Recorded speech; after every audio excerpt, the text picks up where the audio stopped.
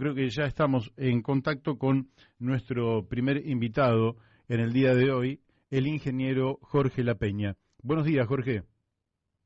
Buen día, ¿cómo estás, Mario? Bien, bien. Bueno, Jorge, yo creo, bueno, para presentarte, sos un hombre conocido, pero fuiste secretario de Energía durante la presidencia de Raúl Alfonsín y sos presidente del Instituto de Energía, diríamos, General Enrique Mosconi.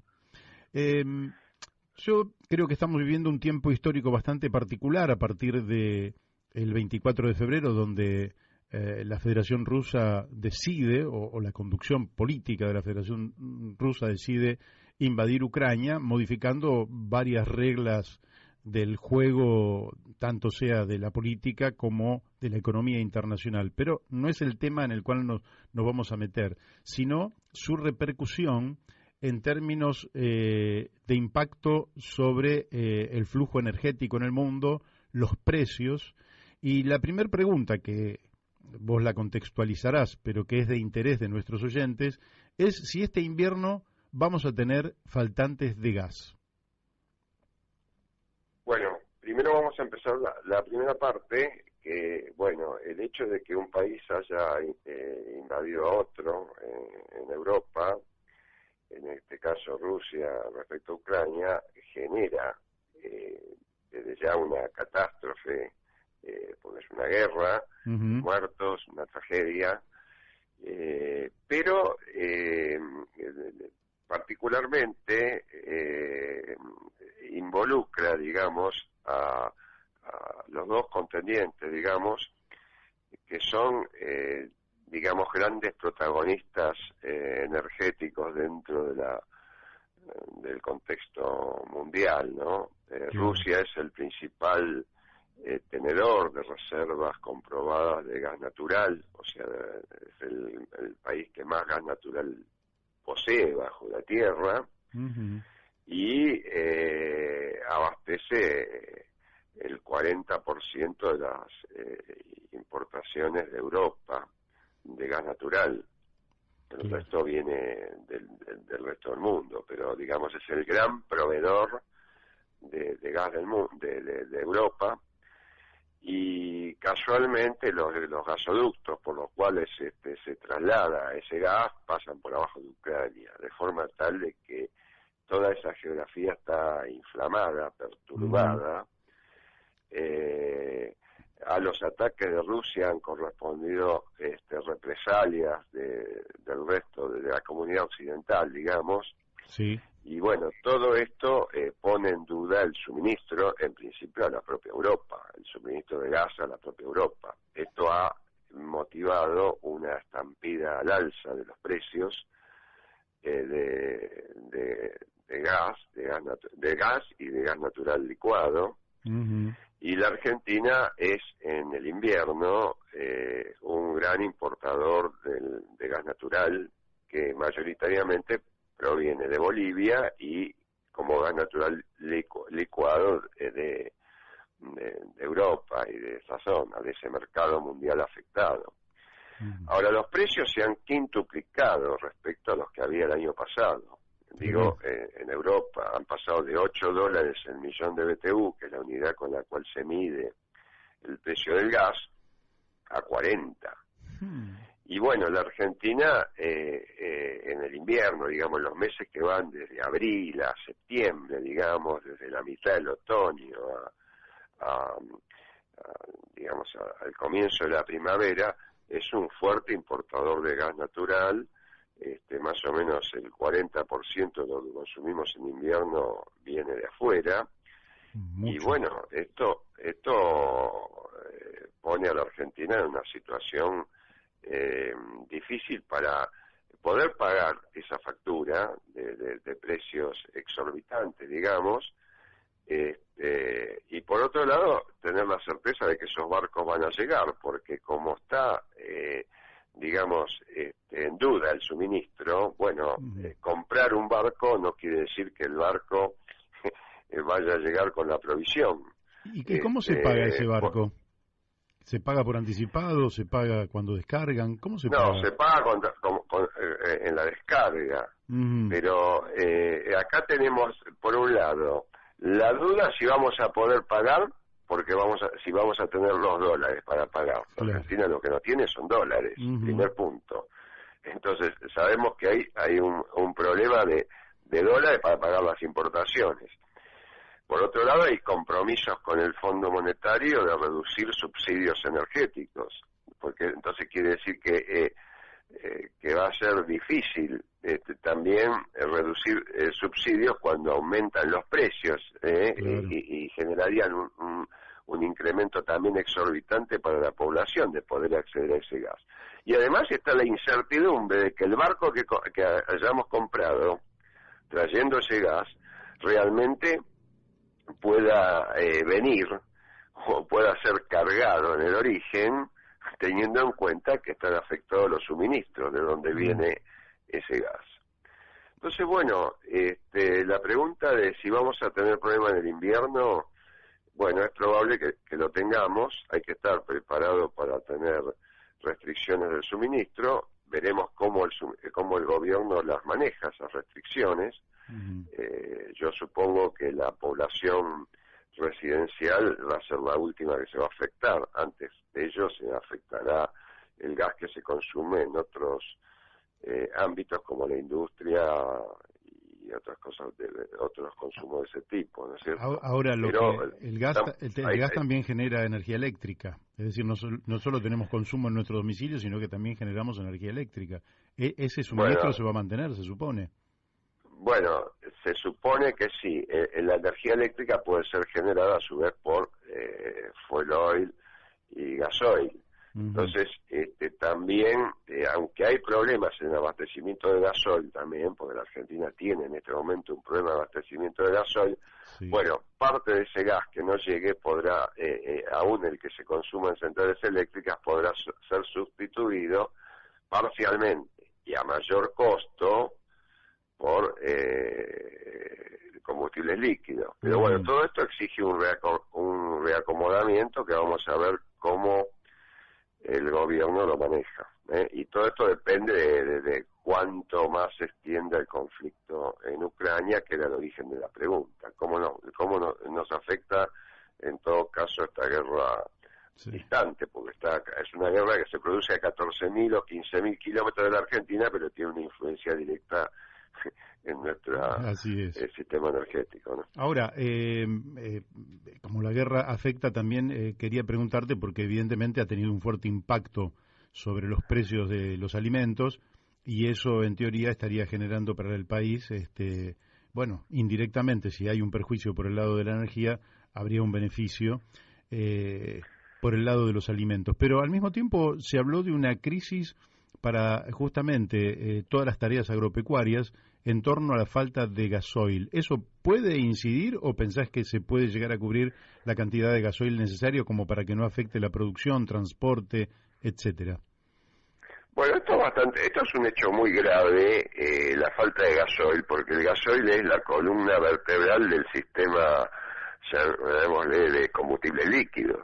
Claro. Los combustibles líquidos son la nafta y el gasoil. De estos el más importante es el gasoil, y todo el transporte de mercaderías y toda la actividad agrícola, la actividad de recolección de las cosechas y labores agrarias depende del gasoil.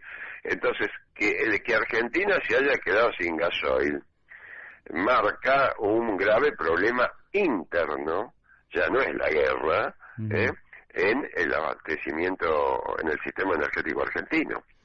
Entonces acá hay que preguntarle al gobierno por qué falta gasoil y por qué no se previó esa falta de gasoil realizando las importaciones correspondientes para que el gasoil no funcione, no falte. Porque hay que recordar que sin gasoil no funciona la economía argentina. Sin gasoil no hay exportaciones, y sin exportaciones no hay dólares. Entonces, la pregunta es, ¿qué le pasó al gobierno que se dejó, que dejó avanzar este problema sin resolverlo antes que se transforme en un problema. Acá no se trata de un accidente, como muchas veces ocurre, un corte de luz, a lo mejor gigantesco, como hemos tenido en el verano, porque hubo un problema eléctrico que todavía no está del todo explicado, pero bueno, un problema, un accidente, por decirlo así. Acá se trata de una mala programación de la producción y una mala programación del abastecimiento de la demanda del combustible más importante. Y esto el gobierno tendrá que, más tarde o más temprano, explicar por qué ha ocurrido. Estados Unidos tiene reservas estratégicas, ¿verdad? No, exactamente. Todos los países de los que es la OECD, no solo Estados Unidos, sino Japón y todos los países europeos, tienen una reserva estratégica de combustible para paliar justamente cualquier cuestión de desabastecimiento momentáneo, ¿no? ¿Y por qué aquí nunca se planteó ese tema de tener una reserva estratégica frente a coyunturas que probablemente afecten el suministro energético? Bueno, reservas estratégicas no hay en África y no hay en Argentina y no hay en países que están en vías de desarrollo. Es un trecho muy largo lo que separa a una gestión energética en Europa o en Estados Unidos, en Japón o en China de la forma en que se gestiona en estos países. Claro, sí. Aparte, en la Argentina, aparte del problema financiero, lo hemos hablado en otra oportunidad, no hay una planificación estratégica al respecto, ¿no? Y creo que no hay ni planificación estratégica, ni programa energético, ni política energética coherente. Ya lo vemos esto en las declaraciones de los funcionarios también, ¿no? Uh-huh. Te quiero hacer una pregunta que va un poquito más allá. Si vos, porque nosotros hace un tiempo atrás, ya hace muchos años, pero incluso hace pocos días, Alieto Guadañi sacó una nota en Clarín alertando sobre el cambio climático. En fin, ¿vos pensás que este regreso a los hidrocarburos y en particular en algunas naciones incluso al carbón es de naturaleza absolutamente transitoria o hay una interrupción sostenida en la transición hacia energías renovables? Bueno, ahora hay una interrupción, porque el año 2021 había empezado en este aspecto muy bien con la asunción del presidente Biden, que había reemplazado a un negador, a un presidente negador de la necesidad de la transición energética, que es el presidente Trump. Claro. Cuando asume el presidente Biden, se convoca una cumbre climática mundial virtual en abril del año 2021, en el cual, bueno, parecía que todos, se alinearon los planetas, porque los principales contaminadores, eran unos 40 países de los cuales participó la Argentina, se ponían de acuerdo en la necesidad de impulsar una transición energética hacia un futuro, desde ahora hasta un futuro, allá, con año horizonte del año 2050, en el cual se iba a alcanzar la neutralidad de las emisiones de carbono, lo que permitía controlar el cambio climático, tan negativo para el funcionamiento de la humanidad, Claro. Y bueno, esto implicaba acuerdos entre los principales contaminadores, por ejemplo, acuerdos entre China y Estados Unidos, que entre los dos son los que producen el 40% total de las emisiones que calientan el planeta. Europa, que es el 10%, 11% de las emisiones, y bueno, evidentemente, tener un acuerdo donde los principales productores de esa contaminación se ponen de acuerdo en reducirla en una transición energética que implicaba cambiar los modos de consumir la energía, reducir el consumo de carbón, el consumo de gas, el consumo de petróleo y reemplazarlo por energías renovables. Bueno, esto está a partir de esta guerra en un teatro de operaciones tan central como Europa y que involucra actores tan importantes energéticamente hablando como Rusia, Rumania y los países afectados de la propia Unión Europea. Bueno, esto yo pienso que pone como mínimo un retraso a esa idea de entre todos resolver un problema que afecta a toda la comunidad. Y Guadañi lo plantea bien en su artículo, sí, que es, bueno, evidentemente en la medida de que seguimos contaminando, emitiendo gases de efecto invernadero, quemando petróleo, gas y carbón, bueno, el futuro de la humanidad aparece complicado. Una elevación de más de 1,5 grados de la temperatura planetaria respecto a los valores que serían los de la era preindustrial, y llevar esto a 2 o 3 o 4 grados de incremento es una catástrofe. Claro. Y esto es lo que plantea el doctor Guadañi con toda autoridad y consecuencia, porque él lo viene planteando y alertando a través no solo de un artículo, sino de varios artículos que nos vienen diciendo, bueno, vamos mal, vamos retrasados en esto, ¿no? Ahora, cuando se produce este incremento en el precio de los combustibles fósiles, también hay dos tendencias, por decirlo así. Por un lado, se vuelven rentables reservas que por ahí en otro momento no hubieran sido de rentabilidad, como podría ser en el caso de la Argentina, Vaca Muerta o exploración y explotación offshore en el mar. Pero por otro lado, también se genera la gran oportunidad de las energías renovables, porque dado que los combustibles fósiles se han vuelto más caros, las energías renovables pueden ser más competitivas desde el punto de vista económico.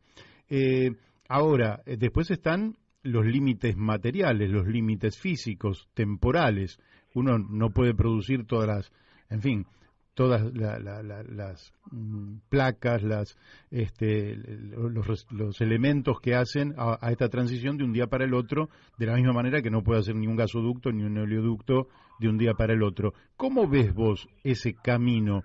¿Vamos a volcarnos justamente a los hidrocarburos o esto será una oportunidad para decir avancemos con todo y hagamos las grandes inversiones para una transición energética victoriosa, podríamos decir? Bueno, yo creo que no hay que perder de vista la necesidad de hacer esa transición energética.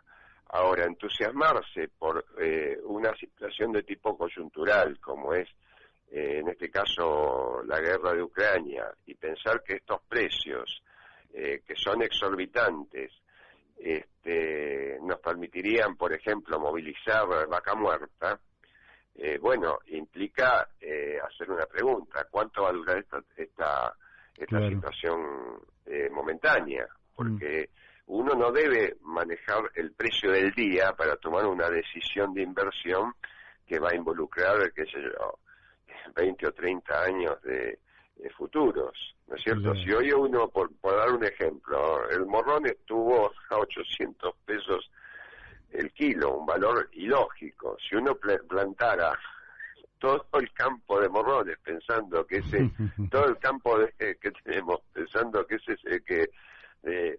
digamos, vamos a vender los morrones siempre 800 pesos el kilo, me parece que sería una cosa ilógica, porque cuando baja a 100, o a 150 o a 200, que es el valor normal, podemos ir a la quiebra totalmente, ¿no es cierto? Claro.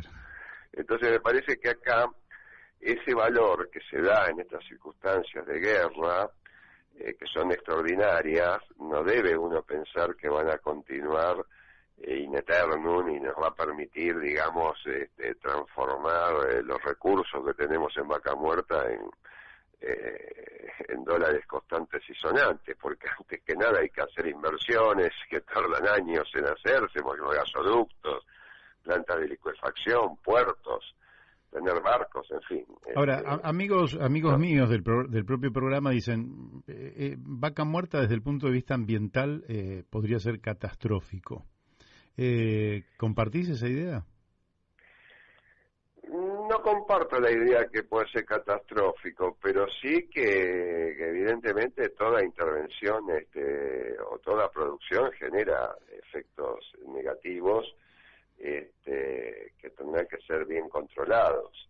Pero yo, antes que nada, no creo que Vaca Muerta sea competitivo con los precios futuros mirados a largo plazo. Todavía esto no se ha demostrado. No ha habido ningún empresario argentino, y acá están operando en la Argentina las empresas petroleras más grandes del mundo. De hecho, está operando la Shell, la Exxon, Total, empresas europeas. No hay ninguna que le haya planteado al gobierno argentino, bueno, yo voy a abastecer, por ejemplo, al mercado desde la Argentina y desde Vaca Muerta, vamos a abastecer el mercado de Francia o de España o de Italia, que necesitan gas y que necesitan petróleo. Nadie ha dicho eso. Entonces, si tenemos las principales empresas del mundo operando en la Argentina, estoy hablando de la Shell, estoy hablando de Total, estoy hablando de la Exxon, no estoy diciendo YPF, y ninguna ha planteado esto seriamente, porque la idea esta es por ahora utópica. Y entonces, bueno, digámoslo de esta forma, y mientras esto no ocurra, mientras no escuchemos a alguien de una empresa importante decir que esto es posible, bueno, pensemos que sigue siendo una utopía generada entre la política, los funcionarios y bueno, hay gente que no tiene los cálculos hechos de alguna forma, ¿no? Claro.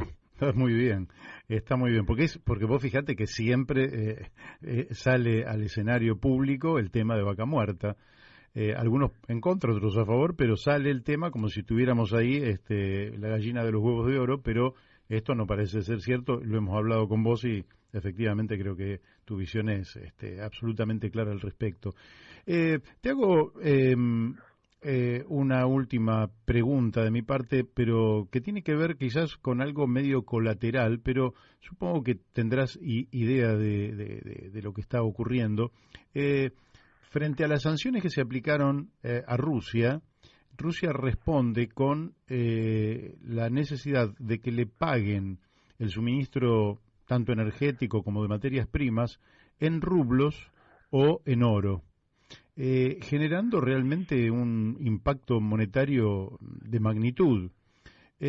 ¿Cómo ves vos esa jugada, si lo tenés más o menos estudiado, esa jugada, digamos, ese entuerto que ellos han hecho allí, porque lógicamente van a tener una demanda de rublos muy importantes, y si vos pensás que algo parecido puede, en menor medida, lógicamente, hacer la Argentina con alguna por lo menos de sus exportaciones.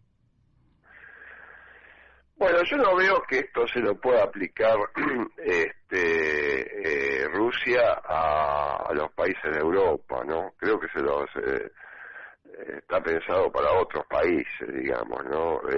Porque no creo que a Alemania le puedan aplicar esa regla. De que Alemania le pague rublos, no sé, pero acá está el tema de que en esta guerra unos tiran bombas y los otros tiran sanciones, entonces al tirar bombas se le responde con misiles, a las sanciones se le responde con jugadas de este tipo. Pero bueno, veremos hasta dónde esto llega. Ahora, posiblemente de acá, si esto no se resuelve relativamente rápido y de una forma, digamos, en una forma razonable, puede cambiar los flujos energéticos del mundo. Por ejemplo, puede venir una Rusia futura más proveedora de gas hacia China, con la cual tiene fronteras terrestres, y más proveedora hacia Japón de gas ruso, que insisto, es el mayor tenedor de reservas mundiales de gas. Digamos, si los flujos se interrumpieran, quiero decir, hacia Europa, del gas ruso, bueno, en el medio plazo podríamos ver una Rusia vendiendo más ese gas a la India, a China, que es la segunda economía del mundo y dentro de poco puede ser la primera, y al propio Japón, y una Europa más abastecida, por ejemplo, por los Estados Unidos, digamos, con el gas, digamos, no convencional de los Estados Unidos, que ahí sí es un gas monetizable, que tiene forma de reservas comprobadas y que podría tomar ese mercado, por lo menos en parte, ¿no? Una Rusia que venda menos en Europa y más hacia China y Japón, hacia Eurasia, digamos, y un Estados Unidos que venda más gas en Europa, digamos. Entonces, esto podría dar lugar a reacomodamientos en la geografía energética mundial, ¿no? Y en este contexto, y ya ahora sí que te dije la última, ¿nosotros podemos volver al autoabastecimiento en algún tiempo razonable? Yo en este momento lo veo difícil, pero bueno, en un tiempo lo veo difícil todavía, precisamente porque la Argentina es un país tan poco pensado, que no tiene un plan energético en el cual yo te pudiera decir, mira, dice el plan energético argentino que en el año 2032 vamos a ser de vuelta autosuficientes. Claro. No hay ningún plan energético y no hay ninguna estrategia energética. Entonces, desgraciadamente, además, esto se combina con una economía nacional, que es una economía deficitaria, que no atrae inversiones, o las inversiones tienen un costo de financiamiento enormes, que no accede al crédito en forma fácil, y bueno, y que tiene una inflación que es de las más altas del mundo. Sí.